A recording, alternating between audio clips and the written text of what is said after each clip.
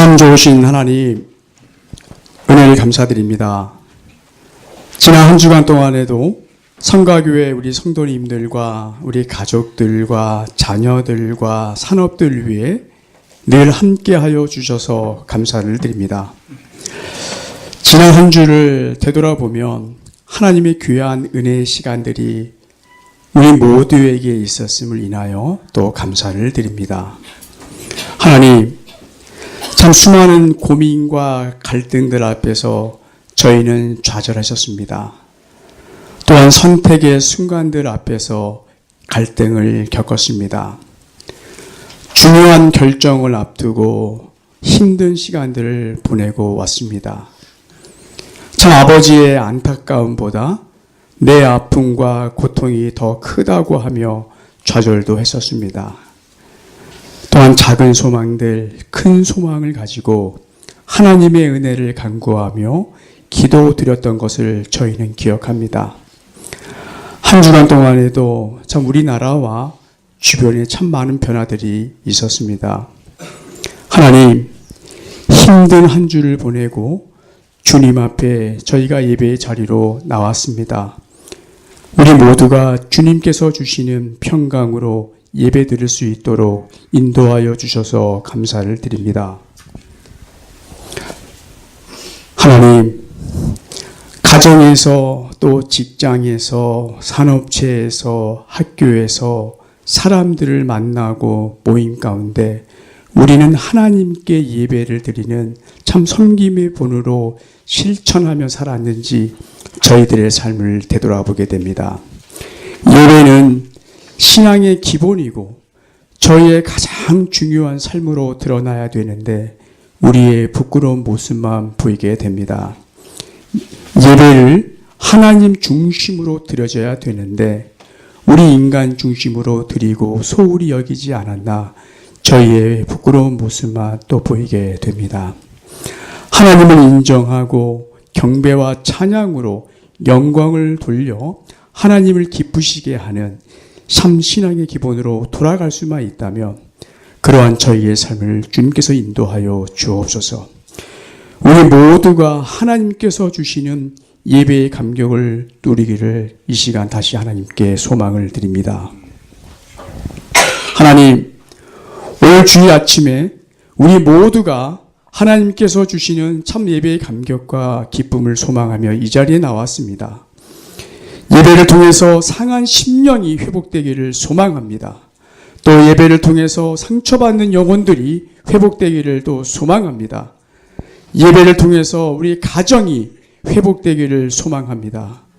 또 예배를 통해서 우리 자녀들이 하나님 앞으로 나오기를 소망합니다. 예배를 통해서 우리 육신의 고통을 겪고 있는 우리 부모님들과 가족들이 회복되기를 소망합니다. 예배를 통해서 이 나라의 위정자들이 국민과 여론을 두려워하는 것이 아니라 하나님을 두려워할 수 있도록 주께서 위정자들의 마음을 돌이켜 주옵소서. 하나님, 우리 모두는 하나님을 영화롭게 하고 하나님을 기쁘시게 하는 존재로 부르심을 받은 자들임을 항상 잊지 말고 왕같은 제사장답게 예배자의 본분을 잘 지키며 살아갈 수 있도록 저희들의 삶을 붙들어 주옵소서. 하나님, 이번 주 남북 정상회담이 있습니다. 세계 모든 경영을 주관하시고 역사의 주인이신 하나님 아버지께 기도를 드립니다. 악으로 치닫지 않도록 위정자들의 마음을 붙들어 주옵소서. 이를 위해서 이번 한 주간은 믿는 자들이 함께 금식하며 기도하게 하옵소서. 하나님 앞으로 나오면서 하나님께 감사함으로 예배를 드렸습니다. 이 예물이 쓰여지는 곳곳마다 하나님의 영광이 온전히 드러나게 하옵소서. 또한 성가대의 찬양을 기뻐받아 주옵소서. 찬양을 통해 영광을 올려드리는 모든 이들에게 하나님의 평강으로 함께하여 주옵소서. 하나님, 예배 가운데 목사님을 통해서 말씀이 선포될 때 하늘의 큰 은혜가 저희에게 임하여 주옵소서. 예배 가운데 임하시는 하나님의 임재를 소망합니다. 예배의 모든 시간들을 주님께 의탁드립니다. 예수님의 이름으로 기도드렸습니다.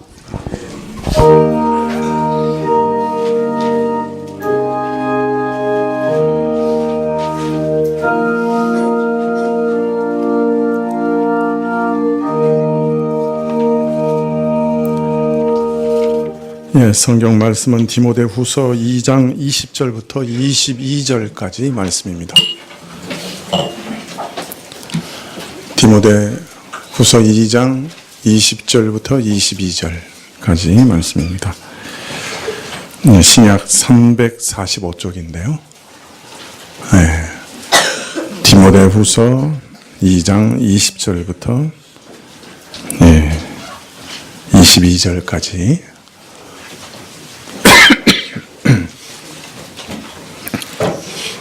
디모데후서 2장 20절부터 찾으신 줄 알고 봉독해 드리겠습니다. 큰 집에는 금과 은의 그릇이 있을 뿐 아니요 나무와 질그릇도 있어 귀 쓰는 것도 있고 천이 쓰는 것도 있나니 그러므로 누구든지 이런 것에서 자기를 깨끗하게 하면 귀 쓰는 그릇이 되어 거룩하고 주인의 쓰심에 합당하며 모든 선한 일에 예비함이 되리라. 또한 내가 청년의 정욕을 피하고 주를 깨끗한 마음으로 부르는 자들과 함께 의와 믿음과 사랑과 화평을 쫓으라. 아멘.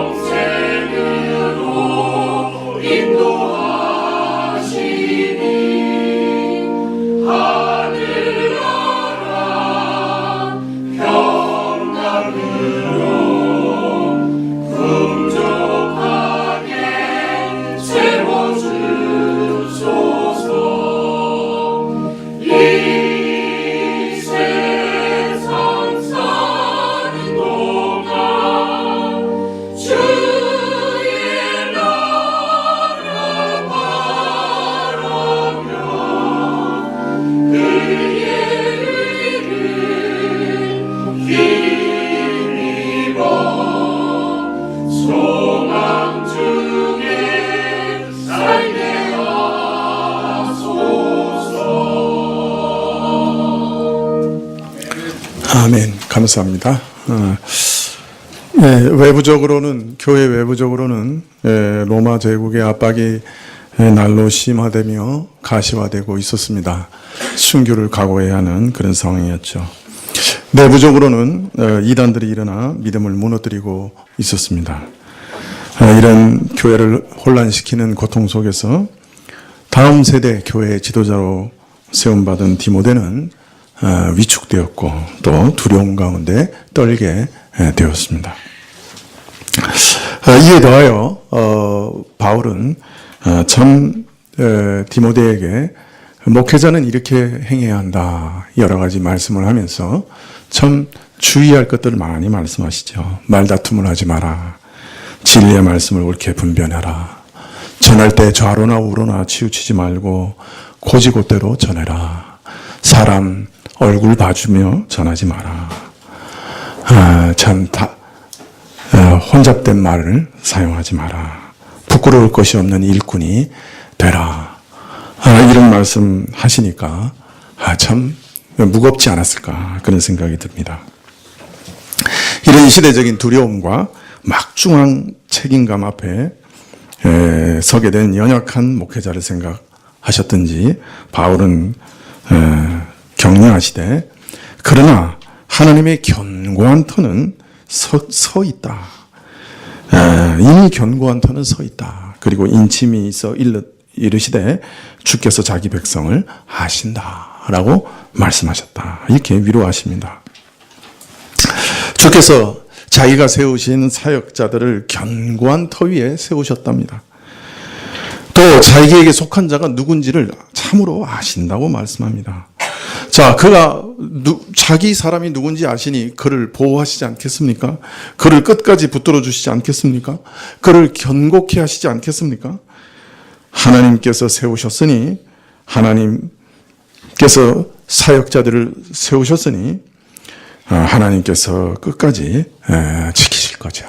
사람이 세운 것이 아니니까요. 자, 이처럼 하나님께서 끝까지 지키시고 견고하게 하실 것이기 때문에 사역자들은 견고하고 흔들리지 않는 든든한 터 위에 서 있는 것과 마찬가지라. 그러므로 두려워하지 말고 위로를 얻으라. 이렇게 바울은 지금 말하고 있습니다.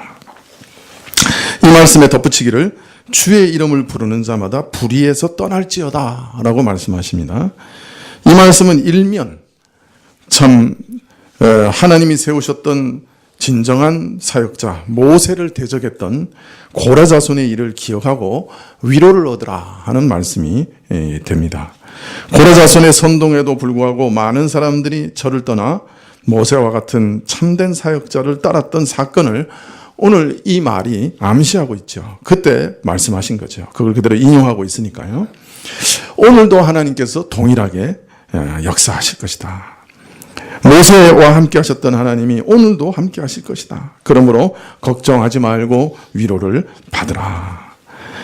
하나님께서는 늘 자기 사람들을 남겨두시는 분이니 모든 불의에서 자기 사역자들과 신자들을 떠나게 하실 것이요. 그러므로 그 사역의 터를 든든히 서게 하실 것이다. 그러므로 너는 위로를 받으라. 그렇게 말씀하십니다.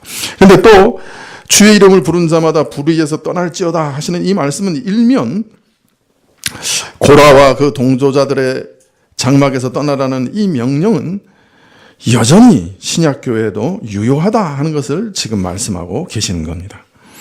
이것은 견고한 터에 인치듯 새겨져 있어서 주의 부르심을 받고 그의 이름을 불러 찾는 자라고 하면 사역자나 일반 신도나 누구를 막론하고 당연히 이 명령에 순종하여 불의에서 떠나야 한다 하는 것을 일면 또 우리에게 가르쳐 주시고 있습니다. 물론 지난 시간에도 말씀드렸던 것처럼 불의에서 떠나는 삶은 이처럼 불의에서 떠나라고 하는 주의 명령에 순종하는 형식을 취하는 것이기는 하지만 사실 이것 자체도 주께서 우리를 붙드시는 은혜 안에 이루어지는 일이다 하는 사실을 지난 시간에 말씀드렸지요. 또 동시에 우리가 열심을 내고 순종해야 하는 것도 흔들림이 없는 진리다 하는 것도 말씀을 드렸습니다. 자, 이어서 바울은 불의에서 떠나라 하신 이 말씀의 뜻을 좀 더 풀어서 설명해 주십니다. 디모데 후서 2장 20절부터 이렇게 말씀하시는데요.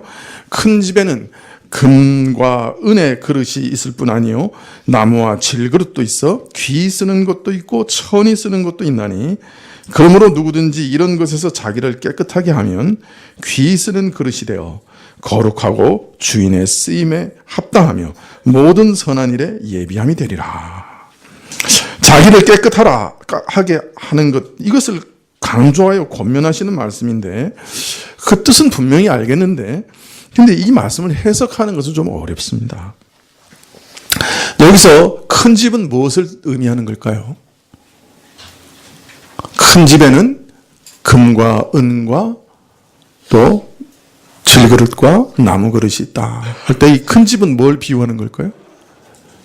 교회를 비유하는 것이겠죠. 교회 안에는 금과 은, 또 나무와 질그릇 같은 그런 그릇들이 있다는 것이죠. 자, 그런데 여기에서 귀하게 쓰는 금과 은 같은 그릇과 천하게 쓰는 나무와 질그릇 같은 그릇이 도대체 무엇을 가르치는가, 누구를 가리키는가 판단하는 것이 어려운 것입니다. 그릇은 교회 내 직분을 가리키는 것으로 통상 해석이 되는데요. 하나님이 쓰시는 자들, 그런 의미죠. 그런데 그러면 이 말씀은 교회 여러 직분들에는 그 귀중함의 정도가 있고 귀중함이 다양하며 각각 다르다. 그런 걸 말하는 것인가? 말하자면 어떤 직분은 은과 금처럼 귀하고 어떤 직분은 나무와 질그릇처럼 천하다는 뜻인가? 아니면 교회 모든 직분은 원칙적으로 귀중한 직분과 천한 직분으로 나뉜다는 뜻인가? 해석하기가 참 어렵습니다. 그러나 우리가 잘 아는 대로 각 사람에게 은사와 직분을 주신 분이 누구예요? 하나님 자신이시죠. 그런데 하나님이 주신 직분이 어떤 것은 귀하고 어떤 것은 천하다고 말할 수 있겠습니까? 어떤 것은 천합니까? 하나님이 주신 것이? 모든 직분은 원칙적으로 하나님이 주신 것이요. 따라서 모든 직분은 귀중한 것으로 봐야 되겠죠. 따라서 직분의 귀중함과 천함의 차이가 있다는 해석은 받아들이기 어렵습니다. 자, 이런 점을 고려하면 오히려 귀중한 그릇은 주께서 자기에게 속한 자를 아신다 하신 말씀처럼 주께서 택하여 부르시고 세우신 하나님이 친히 세우신 전도자들을 뜻하는 것이요. 천한 그릇은 후메네오와 빌레도처럼 그 행동과 결말이 증명하듯이 주께서 모르시는 자, 주의 택하심과 부르심과는 상관없이 섞여든 자, 이단, 거짓 전도자를 뜻하는 것으로 보는 것이 좋을 겁니다.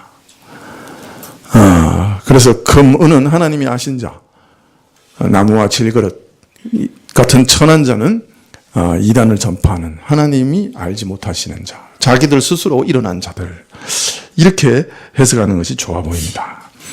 그런데 이렇게 해석하면 또 다른 난점이 생깁니다. 하나님께서 이 큰 집에, 큰 교회에서 귀 쓰는 것도 있고 천이 쓰시는 것도 있다. 그러면 어떻게 되는 거예요? 후메네오와 빌레도처럼 천한 그릇도 누가 쓰시는 거다? 하나님이 쓰시는 거다. 이렇게 돼버리는 거예요. 이게 말이 되느냐. 그래서 많은 주석학자들이 귀중한 그릇은 하나님이 아시는 자, 천한 그릇은 후메네오와 빌레도처럼 하나님이 모르시는 자, 이렇게 해석하는 것을 반대합니다. 그런데 이 해석을 반대하면 또 어떻게 되냐면 하나님이 주신 직분 중에 어떤 것은 귀하고 어떤 것은 천하다. 이런 이론을 받아들여야 되는 거예요. 참 난감하죠. 그래서 이 말씀의 해석이 어렵습니다. 어느 쪽을 택해도 난점이 남는 거예요. 근데 바울은 왜 이런 비유를 들었을까요? 이런 어려운 이상한 비유를 들었을까요?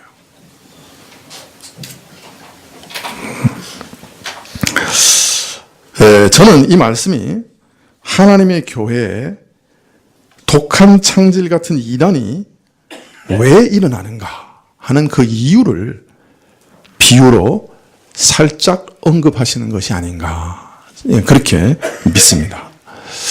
우리가 이 서신을 여기까지 읽으면 앞에 이제 막 이단이 나타나고 막 그 이단에 대해서 어떻게 대처해야 된다, 뭐 어떻게 상대해라, 이런 얘기 막 나온단 말이에요. 그러면 읽는 사람들 마음속에 자연스럽게 일어나는 그 의문이 있을 거예요. 그건 뭐예요? 하나님 왜 교회에다 이단을 허락하시냐? 전능하신 하나님인데 그냥 싹이 딱 올라가면 그냥 팍 밟아버리시면 되는데, 우리나라도 막 이단이 막 허황해가지고 뭐 난리잖아요, 그죠? 막 얼마나 많은지 몰라요, 그냥.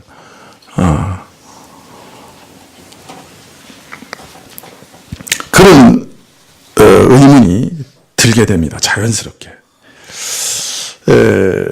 바울 사도는 이 비유를 통해 살짝 그 의문에 대해 답하시고 있는 것이 아닌가. 어떤 면에서 암시적으로 이렇게 얘기하고 계시는 게 아닌가, 그렇게 짐작이 됩니다. 자, 왜 교회에 이단이 일어나는가? 하나님의 집인 교회는 금은그릇같이 영원한 가치가 있는 참 믿음의 사역자들이 있는가 하면 금방 타버리는 나무나 금방 깨져버리는 질그릇같이 잠시 존재하다가 사라져버리는 사역자들도 있다는 겁니다. 지상교회는 이런 일들이 있다는 거예요. 참 사역자와 위선적인 일꾼들이 공존한다는 것입니다.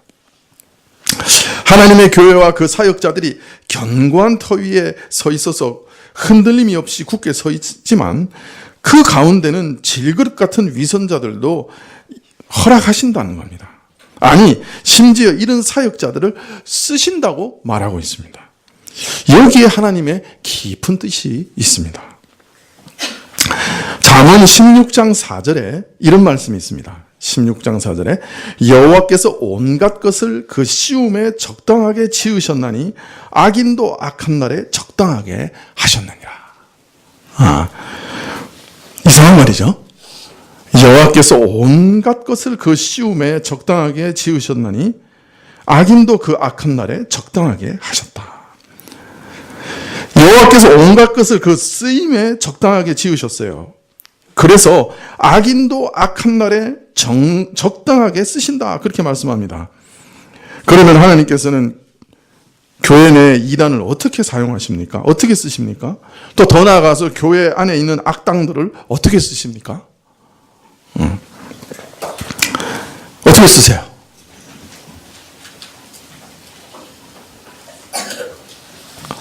자, 하나님께서 이런 이단들과 악당들을 교회 가운데 허락하셔요.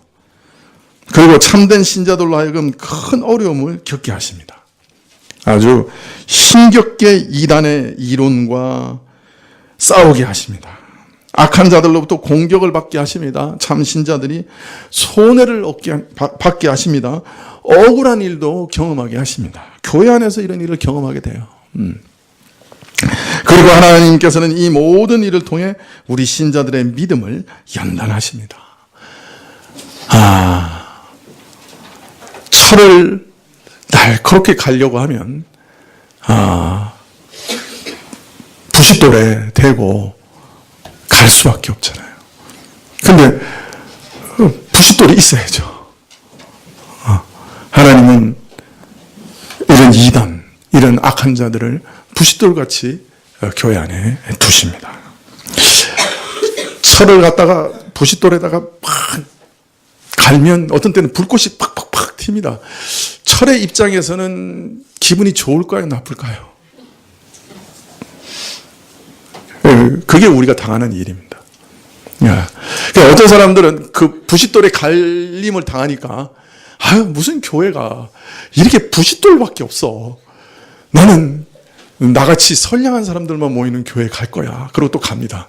근데 거기 가면 부싯돌이만 기다리는 게 아니고 용광로가 기다립니다.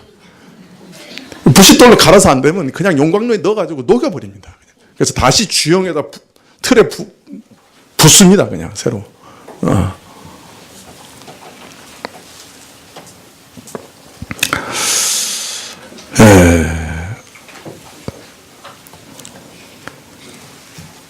하나님께서 이런 일들을 통해 우리 신자들의 믿음을 연단받게 하시고 우리 인격을 연단하셔서 정금같이 되게 하십니다.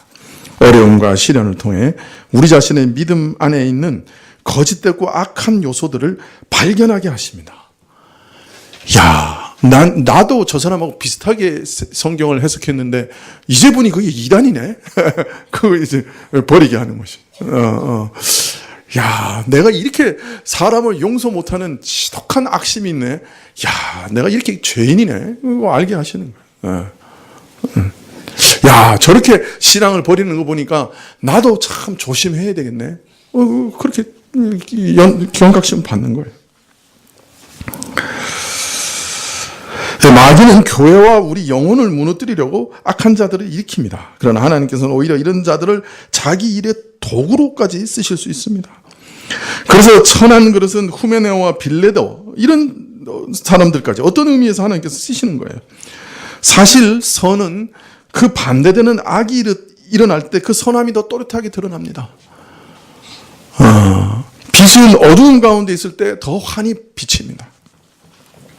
교회 안에서 이런 악한 사역자들이 일어나면 교회 안에 각 사람들은 자신의 믿음 안에 있는 결함과 악한 요소들을 발견하게 됩니다. 그런 결함들을 스스로 제거하게 되기도 하죠. 그러므로 하나님께서는 이처럼 교회 내에 천한 그릇들을 허용하십니다. 종종 이들을 신자들의 연단의 도구로 사용하시기도 하는 것이죠. 사실 교회 역사를 보면요, 교회에서 어떻게 신학이 발전해 나오느냐, 먼저 이단이 일어나요. 그러면 교회 내에서 그 이단이 아닌 걸 반론을 펴야 되잖아요. 그럼 또 성경을 막 연구해요. 그래서 성경으로 이게 이런 얘기는 성경하고 틀리다. 그리고 그걸 증명해냅니다. 네. 그래서 이 신학이 발전하게 돼요. 이단 때문에. 이 신학은 어떤 면에서 이 투쟁의 결과, 이 이단과 투쟁의 결과 체계화되고 발전되고 정교해져요. 그래서 지금까지 잘 알려지지 않았던 성경의 깊은 비밀들이 오히려 이단의 공격을 통해서 드러나게 되는 거예요. 그래서 진리들이 교회 안에 오히려 확고하게 서게 되는 거예요. 그래서 초대교회에서 계속 무슨 회의, 막 니케아 종교회의 뭐 그런 거 계속 나와요. 그건 다 이단에 대답하기 위해서 나오는 회의였어요. 그걸 통해 우리가 뭘 믿어야 되는가 하는 것이 아주 분명하고 뚜렷하게 교회 안에서 세워져 갔던 거예요. 신학의 역사는 이처럼 오류와 이단들과의 전쟁, 변론의 역사였다. 그렇게 얘기해도 과언이 아닌 것이죠. 그렇기 때문에 어떤 면에서는 이 악한 자들도 하나님께서 쓰신다. 그렇게 말할 수가 있습니다. 여러분, 이런 사실은 지금 우리에게 또 큰 위로가 돼요. 교회 안에 악한 일들이 참 많이 일어납니다. 사실 역사적으로 볼 때 우리 한국 교회만큼 타락한 교회가 또 있을까 싶을 정도로 지금 사실 안 좋아요. 상황이. 그냥 신문 방송을 통해서 지금도 목회자들의 추문이 끊임없이 그냥 방송됩니다. 참 이런 일들이 교회 안에 일어날 때 신자들은 불안해지고 두렵습니다. 야, 이거 앞으로 교회가 어떻게 될까? 그러나 오늘 말씀은 이 모든 것이 여전히 하나님의 지혜 안에 있다 하는 것을 우리에게 알려주고 계십니다. 어느 것도 하나님의 통치와 섭리, 다스림 밖에 일어나는 일은 없습니다. 교회가 연약하고 죄악에 가득 찬 인간들의 손에 달려 있다고 하면 우리는 불안할 수밖에 없지요. 그러나 우리 하나님이 교회를 지탱하시되 때로는 인간의 불의와 거짓까지도 사용하셔서 자신의 진리와 의를 더욱 세우시고 자신의 구원과 뜻을 이루고 계시는 것입니다. 하나님께서는 악한 자들의 악도 사용하시는 지혜의 하나님이십니다. 이것이 복음이 주는 위로 중에 하나입니다. 우리의 이런 믿음이 종종 시험을 받는 것이 사실입니다. 참 하나님의 심판의 물레방아는 너무 천천히 돌아가는 것 같습니다. 하나님은 교회 안에서 일하지 않으시는 것 같아요. 그러나 이런 와중에도 우리는 이 진리를 꼭 붙들어야 합니다. 시간이 조금만 지나면 하나님의 선하심이 온전히 드러날 것이기 때문입니다. 여기서는 아멘 하셔도 됩니다. 우리는 이런 진리를 우리 신자 자신의 개인적 삶에도 적용해 볼 수 있습니다. 신자는 자신에게 닥치는 모든 일이, 악을 포함한 모든 일이 하나님의 큰 사랑 안에서, 하나님의 무한하신 지혜 안에서 반드시 합력하여 선을 이루고야 말 것을 믿고 살아갈 수 있습니다. 인생들은 자신들의 악한 욕심과 악한 의지대로 악을 행하며 참 이 세상을 사람이 살아갈 수 없을 것 같은 생지옥으로 만들어가고 있는 게 사실입니다. 그러나 우리 하나님은 그 안에서도 오늘 일하시고 있습니다. 모든 것을 아시고 모든 것을 계획하시고 모든 것을 그 뜻대로 이루어가고 계십니다. 우리가 믿는 하나님은 바로 이런 분이십니다. 이분이 우리 인생의 주인이십니다. 우리 하나님께서 이 세상에서 허락하시는 갖가지 일들, 내 인생에 허락하시는 갖가지 일들이 지금 당장에는 참 기이하게 보일 때가 많아요. 이해가 되지 않은 일들이 많은 것이 사실입니다. 아니, 이런 일들이 뻥뻥 터져 나옵니다. 그러나 주님께서 오늘도 말씀하십니다. 믿는 가운데 나를 따라 오너라. 나를 따르는 삶 가운데는 너희가 이해할 수 없고 깨달을 수 없는 일들과 상황들이 많이 있을 것이다. 그러나 나를 믿고 따라오라. 그러면 이해할 수 없어도, 지금은 이해할 수 없어도 장차는 이해하게 될 것이요, 끝내 그 가운데 선을, 끝내 그 가운데 영생을 얻게 될 것이다. 나의 사랑을 믿고 따라오라. 그렇게 오늘도 말씀하시는 겁니다. 그래서 우리는 모든 일을 합력하여 선을 이루시는 하나님을 찬양하게 되는 것이에요. 아담 이후 인류는 이 악으로 인해 고통당하고 죄로 인해 고통당합니다. 그리고 하나님께서 이 세상을 통치하시는데 어찌하여 이처럼 악이 횡행하는가 사람들은 의심을 가지기도 합니다. 그러나 하나님께서는 이런 악을 사용하시고 이런 악으로 성도들을 연단하시고 성도들의 믿음을 시험하사 정결케 하시고 악한 환경 가운데서도 믿음을 지키게 하십니다. 그 가운데서 악이 얼마나 무서운가 참 실감하며 체험하게 하시고 영원히 그 악으로부터 구원하시는 하나님의 구원을, 그 날을 기다리게 하십니다. 그러므로 성도들에게는 아무것도 버릴 것이 없습니다. 그래서 옛 지혜자는 여호와께서 온갖 것을 그 쓰임에 적당하게 지으셨나니 악인도 악한 날에 적당하게 지으셨다. 이렇게 노래했던 것입니다. 이것이 우리 성도들의 믿음입니다. A.W. 토저라고 하는 분이 이런 말을 했어요. 하나님께서 우리 주변에 항상 세 종류의 사람은 두신대요. 하나님의 축복이래요. 첫 번째는 망치 같은 사람. 이 사람만 만나면 그냥 망치로 때리는 거예요. 그냥 뿔뚱뿔뚱한 그냥 그 성품을 여지없이 깨트립니다. 근데 이 망치로 안 되면 또 한 사람을 보내신대요. 이 사람은 끌과 같은 사람. 옆에 와서 쓱쓱 문질러 댑니다. 근데 그래도 안 되면 마지막으로 보내는 사람은 용광로와 같은 사람이다. 그렇게 얘기합니다. 보통 제가 보기에는 배우자들이 용광로이더라고요. 동의 안 하실지 모르겠지만. 자, 디모데후서 2장 21절에 그러므로 누구든지 이런 것에서 자기를 깨끗하게 하면 귀 쓰는 그릇이 되어 거룩하고 주인의 쓰임에 합당하며 모든 선한 일에 예비함이 되리라. 금은 그릇과 같이 귀중하게 쓰임받는 경우와 목기와 토기같이 천하게 쓰임받는 경우가 있음을 알리면서 이것을 결정하는 것이 무엇이냐? 바로 자기를 깨끗게 하느냐 하지 않느냐 거기 달려있다. 이렇게 말합니다. 그런데 여기 보면 이런 것들에서 자기를 깨끗하게 하는 것이 달려있다. 이렇게 얘기합니다. 이런 것들이 뭘까요? 바로 앞에서 주의 이름을 부르는 자는 불의에서 떠나라고 하신 말씀에 비추어 이해하면 불의에서 자신을 깨끗하게 하는 것이라고 할 수 있겠죠. 근데 우리말 성경에는 그냥 이런 것이라고 그랬는데 여기 복수예요. 이런 것들. 그래서 아마 온갖 다양한 형태의 불의에서 자기를 깨끗하게 하라는 말씀이다. 이렇게 이해할 수 있습니다.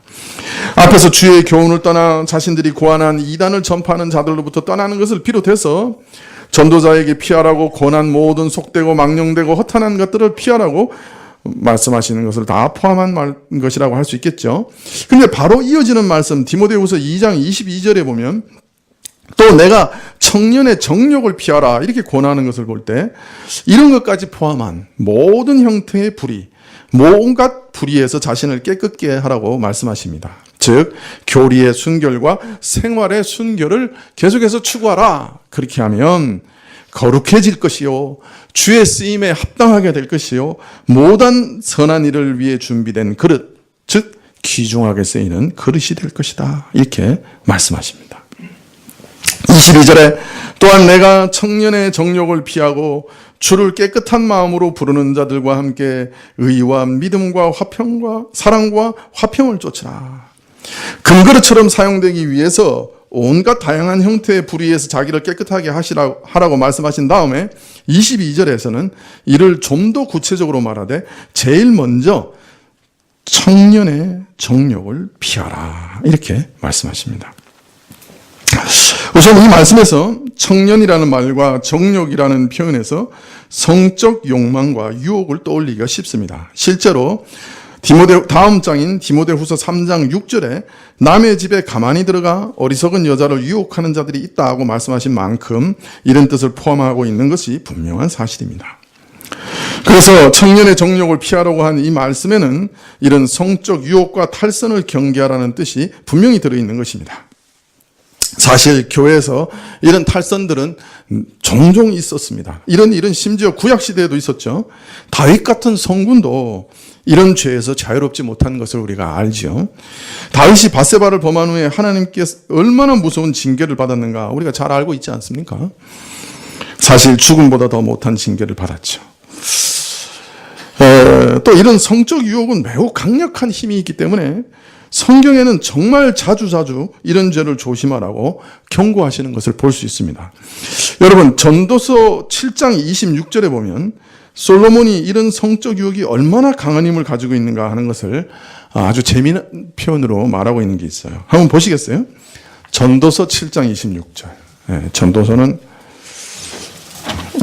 어디 있죠? 네? 시편 뒤에 있죠. 시편, 잠언, 전도서. 네. 또 시편 뒤에 있다니까 목사님이 실수하시는가? 맞습니다. 시편, 잠언, 전도서입니다. 네, 몇 장이라고요? 7장 26절입니다. 한번 같이 읽어볼까요? 시작. 내가 깨달은즉 마음이 올무와 금을 갖고 손이 포승 같은 여인은 사망보다 독한 자라. 하나님을 기뻐하는 자는 저를 피하려니와 죄인은 저에게 잡히리로다. 읽어보니 별로 좋은 내용은 아닌 것 같아요. 죽음보다 더 쓴 것, 더 독한 것이라고 했습니다마는 죽음보다 더 쓰디쓴 결과를 가져오는 것, 그것을 내가 깨달았다, 발견했다, 그런 말입니다. 죽음보다 더 쓰디쓴 결과를 가져오는 게 있다는 거예요. 그걸 내가 깨달았다, 발견했다.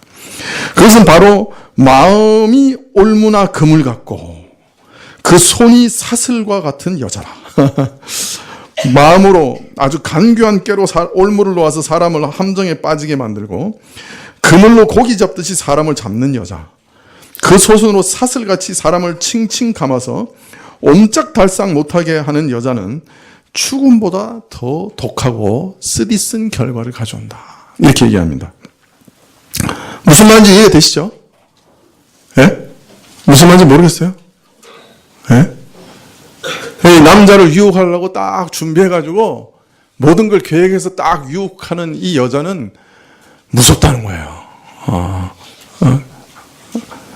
사실 죽음보다 더 쓰디쓴 결과 이렇게 돼 있지만 또 어떤 면에서는 죽음보다 더 강한 결과 이렇게도 이해할 수 있어요. 여러분 죽음보다 센 거 있어요? 우리 인생에?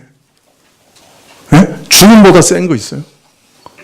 죽음은 누구도 이기지 못해요. 우리 인생에서 제일 센 것 중에 하나가 죽음이에요. 그런데 지금 뭐보다 세다고요? 죽음보다 더 센 게 있다는 거예요. 그게 뭐냐? 여자의 유혹이래. 웃지 않으시네. 어떻게 보면 여자를 욕하는 말처럼 들리지만 역으로 보면요, 여자의 힘이 얼마나 대단한가 하는 걸 말하는 거예요. 흔히 남자는 강하고 여자는 약하다고 생각합니다만은, 그러나 형태와 모습은 다를 뿐 실상 여인이 가진 힘은 남자 못지 않아요. 아니, 오히려 더 강합니다. 남자는 세상을 정복하고 여자는 그 세상을 정복한 남자를 정복한다는 말도 있지 않습니까? 어디 들어보지 않았어요? 그런 말? 예. 그 누구도 이기지 못한다. 베개 및 송사. 무슨 뜻인지 몰라요? 아내가 옆에서 속삭거리는 거 누구도 이기지 못한다. 예. 겉으로 연약해 보이지만 남자가 가장 피하기 어려운 것이, 걸리면 꼼짝없이 당하게 될 만큼 강한 것이 바로 여자의 유혹이다. 얼마나 강하냐? 죽음보다 독하다. 그렇게 말씀합니다. 그래서 이런 유혹 앞에서는 성인 군자도 지혜롭고 경건한 현인도 넘어가지 않는 자가 없는 거예요. 죽음보다 독해요. 그러면 어떤 사람이 유혹을 피할 수 있느냐? 하나님을 기뻐하는 자는 저를 피하려니와. 대부분의 역본들은 이렇게 번역했어요. 그러나 오히려 이 말씀은 수동적 의미로 번역하는 게 좋아요.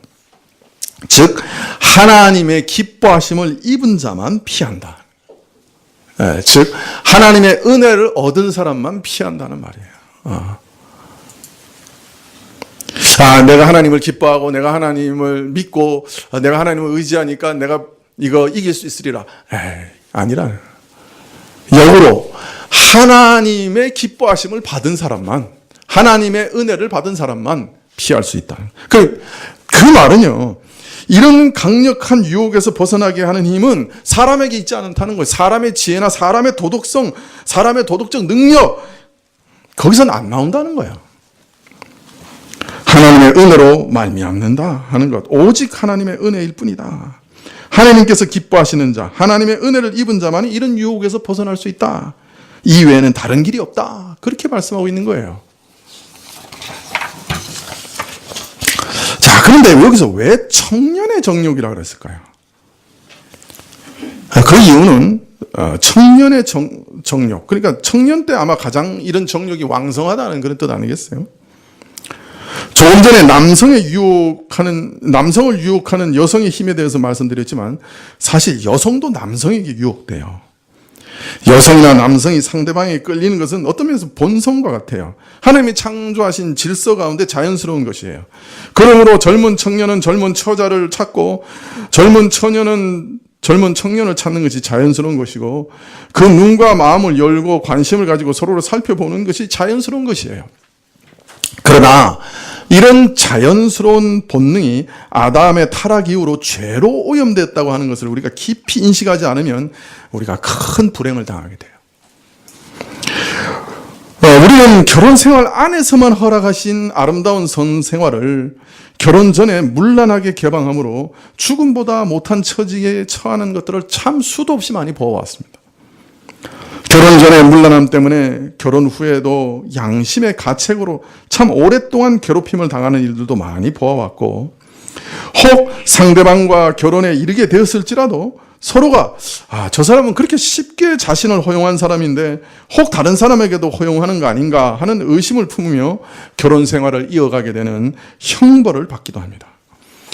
물론 이런 경우는 많은 연단을 받으나 또 그리스도 안에서 회개하고 새롭게 함을 받아 다시 시작할 수 있지만, 어떤 경우에는 아이를 덜컥 가져서 참 일평생 단 한 번의 실수로 인생 전체가 죽음보다 못한 멍해를 매는 일도 비일비재합니다. 참 결혼해서는 안 되는 불안당 같은 사람과 결혼하게 되기도 하고, 낙태를 해서 하나님 앞에 살인죄를 범하기도 하고, 심지어 혼자 아이를 키우며 일평생 고통을 당하기도 하는 것이죠.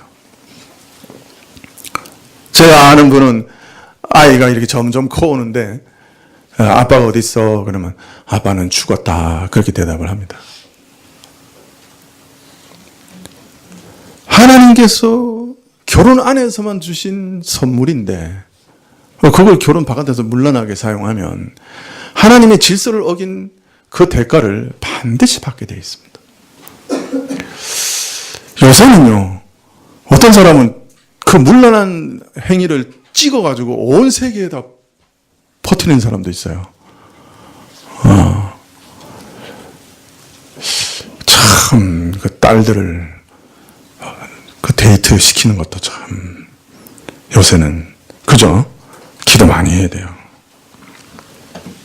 특히 젊은 여인들이 주의해야 되는 것은 친절하고 상냥하고 매너 있고 매력적인 남자입니다. 다시 말씀드릴까요? 여인들이 주의해야 되는 남자, 친절하고 상냥하고 매너 있고 매력적인 남자입니다. 소위 말이 통하는 백마탄 남자들 조심해야 됩니다. 이런 남자들에게 젊은 여자들은 누구나 넘어가게 되는데, 그런 신실하고 순전하고 매너 있는 사람들은 또 반대로 선수들이 많습니다. 상대방이 선수로 보이면 선수가 아닙니다. 무슨 뜻인지 아시겠어요? 상대방이 선수인지 보이는 사람은 그건 선수가 아니에요. 절대적인 의미에서 신실하고 순전하고 매너 있는 사람은 이 세상에 없습니다. 데이트하는 순간에만 존재하는 신기루입니다. 이런 사람으로 보이는 사람이 있으면 그건 착각이거나 그 눈에 콩깍지가 낀 겁니다. 예수님 외에 이런 사람 이 세상에 없습니다. 제 아내 4년 동안 데이트하는 동안 한 번도 안 싸웠습니다. 결혼하고 3년간 구라파 전쟁 벌였습니다. 3년 후에 제 아내가 속았다 말했습니다.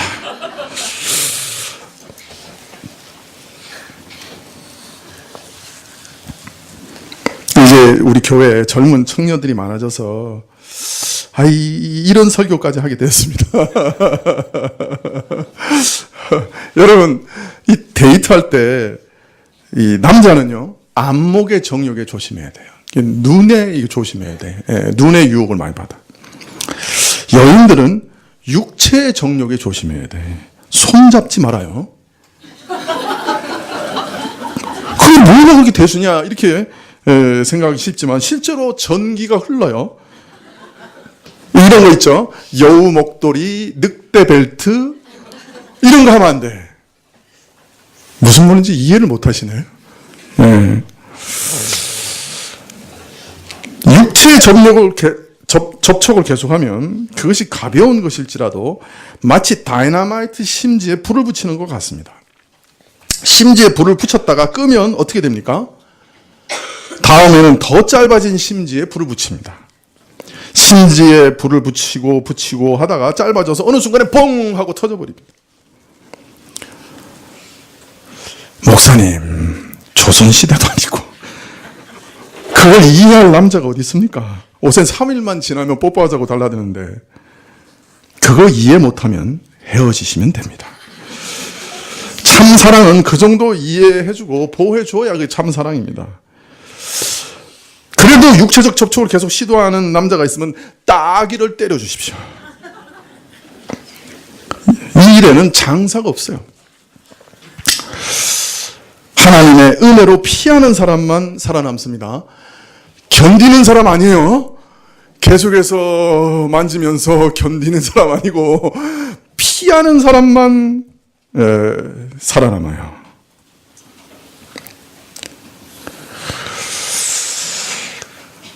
그러므로 어두워지면 데이트를 피하세요. 은밀한 곳에 단둘이 데이트하지 마세요. 차에 단둘이 타고 다니지 마세요. 집에 어머니 계신 곳에서 데이트하는 게 좋습니다. 이렇게 얘기하면 조선시대 사람이라고 젊은 사람들은 이 목사를 상대하지 않으려고 그러겠지만은 여러분, 지금 제가 말한 게 어디서 본 권고를 그대로 따라서 이렇게 말씀드린 건데 어디서 본 권고일까요? 성강오륜? 이거 어디서 봤냐면요, 미국 어느 유명한 선교단체 대학부 교재에서 본 거예요.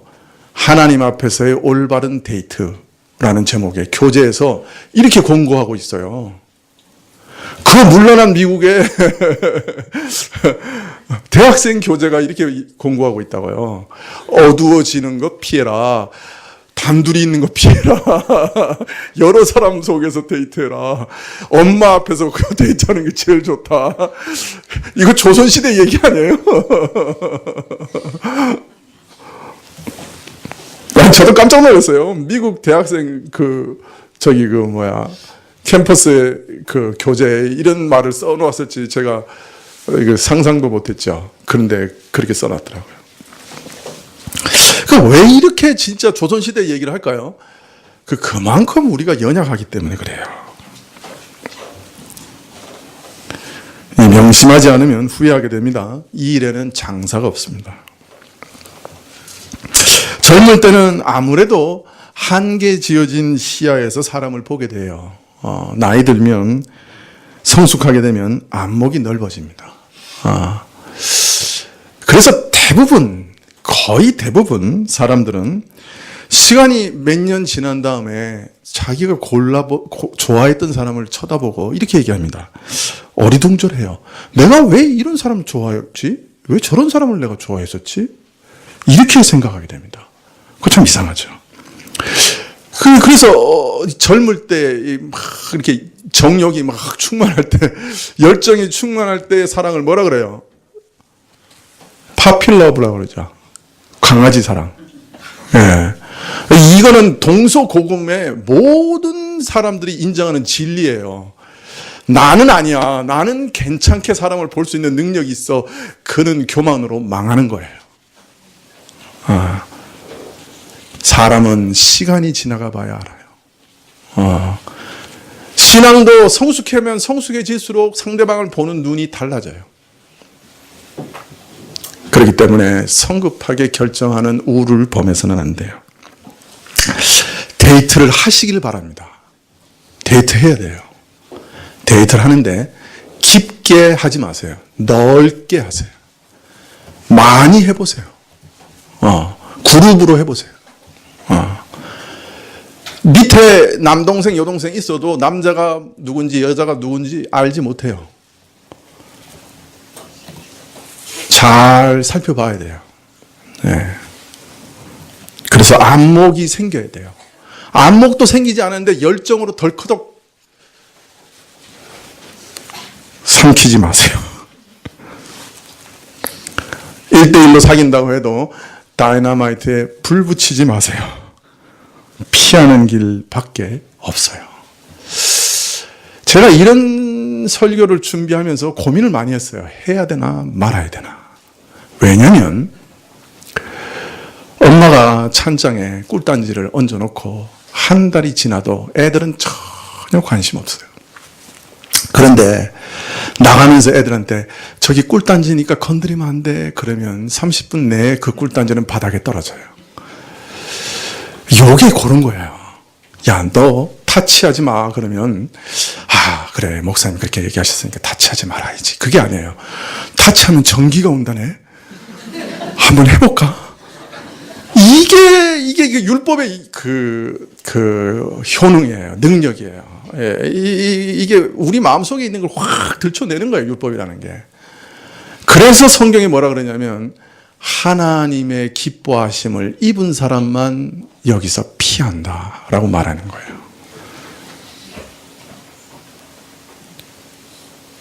뭐 하지 마 말한다고 되는 게 아니거든요.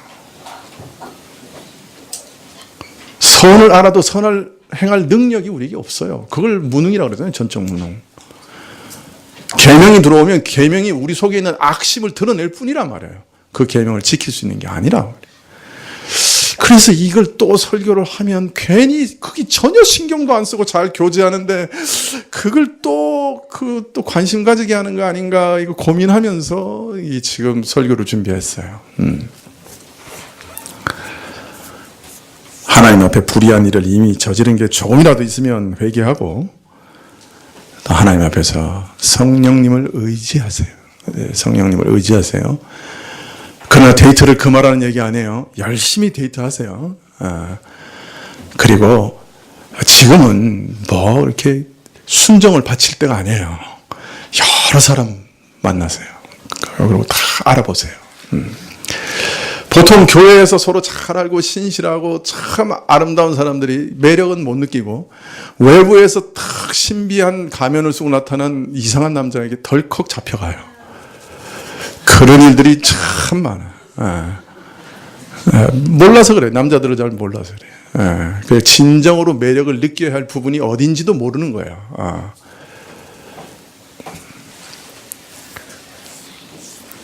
그저 옷차림 하나에 그냥 그저 위트 있는 말 몇 마디에 그냥 넘어가는 거예요. 예.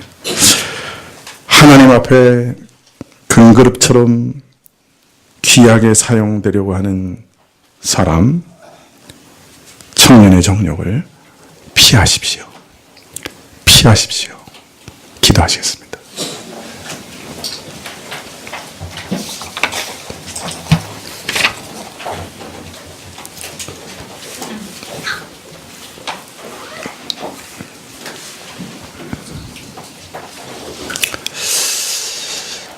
아버지 하나님, 저희를 주님께 의탁합니다.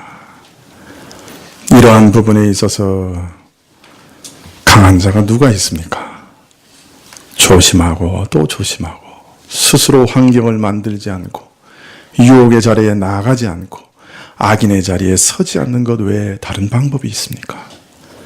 주님께서 저희를 보호하여 주시옵소서. 여러 가지 충동과 사단의 유혹이 우리 마음을 뚫고 들어오려고 할 때 우리 눈과 마음에 파수꾼을 세우는 법을 알게 하여 주시옵소서. 우리 청년들, 우리 중학교, 고등학교, 대학생들, 청년들, 결혼 정년기에 있는 자들 다 보호하여 주십시오. 하나님께서 천군 천사를 보내사 보호하여 주시옵소서. 예수님의 이름으로 기도합나이다. 아멘. 376장 찬송하시겠습니다.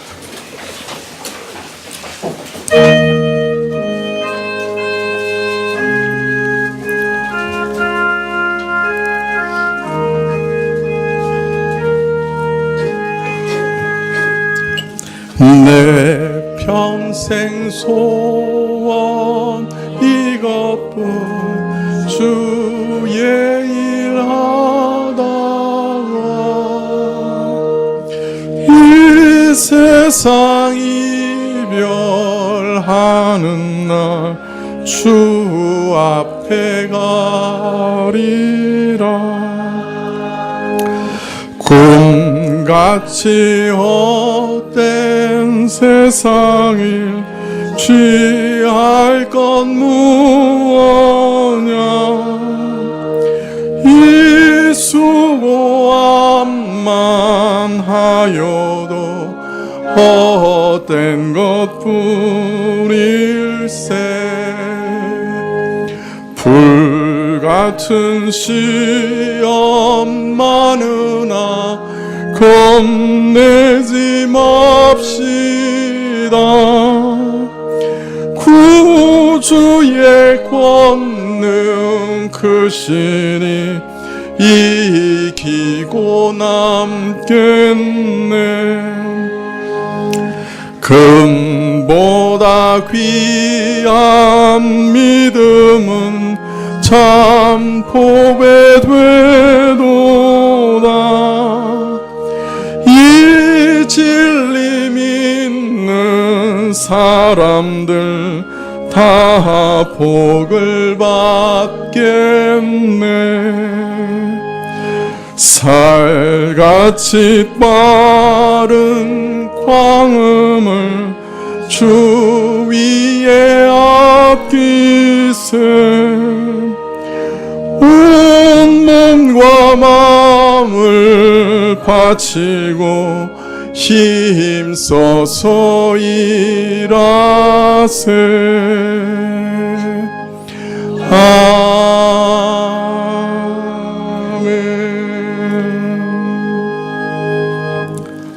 예, 기도하시겠습니다. 지금은 우리 주 예수 그리스도의 은혜와 하나님 아버지의 그 크신 사랑과 이 은혜와 사랑을 깨닫게 하시고 누리게 하시는 성령님의 교통하시고 역사하심이 참으로 모든 정욕과 싸우며 주 앞에 거룩한 삶을 살기를 결심하는 머리 숙인 주의 백성들 위해 지금부터 영원까지 함께 계실지어다. 아멘.